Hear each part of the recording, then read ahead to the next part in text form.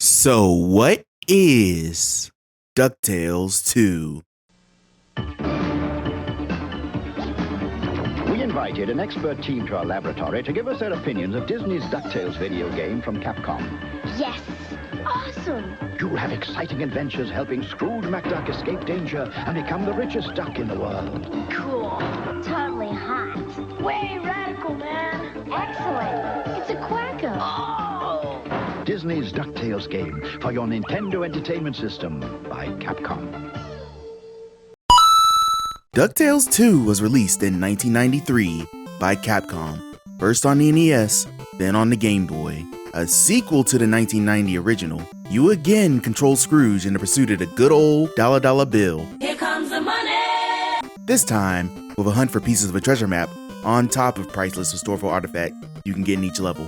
Like before, you are given 5 levels at the start of the game and are able to pick where you want to go immediately, but with the added bonus of a hidden level if you are able to find all the treasure map pieces.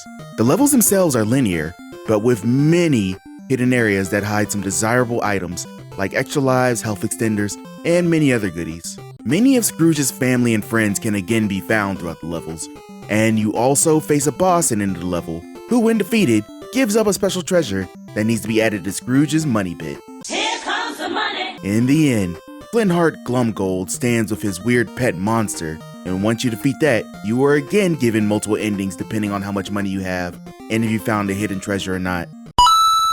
DuckTales 2 features some notable upgrades from the first game. For one, unlike the last game, you have a secondary objective other than making it to the end of the level. Treasure map pieces are hidden in each area that Scrooge needs to find to unlock the hidden 6th level, which houses the ultimate treasure that you need for the good ending.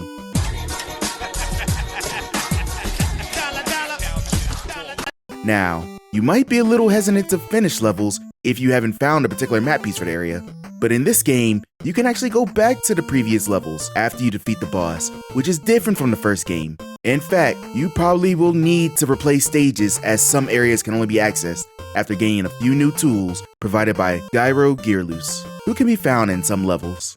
These include the ability to pull heavy objects, pogo previously unbreakable vertical blocks, and a golf swing that can destroy previously unbreakable horizontal blocks.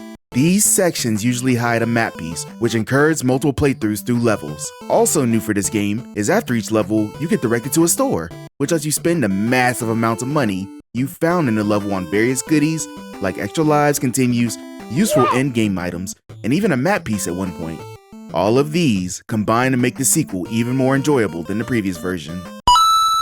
DuckTales 2 is a major improvement upon the first game. Even beyond the new additions, the feel of the game is a lot more friendly to the player. The controls are simplified with the pogo deployment in particular being easier to control than its predecessor. The design of the levels are more intricate as well, with the new ability to replay levels leading to designs that support that function, with many nooks and crannies that aren't immediately apparent to the eye. The great music is also back, though none of the tracks still come to the heights of the Moon theme, but they hold their own all the same. The game is still painfully short, though thankfully the replayability of levels and more objectives make this game longer than the original. Since the game was released at the end of the NES console cycle, it led to lower sales than the original, but if you enjoyed the first game, I definitely recommend the sequel. It's DuckTales, but more. If you're hoping for a massive overhaul, you'll probably be disappointed, but still, DuckTales 2 is worth getting for your NES collection.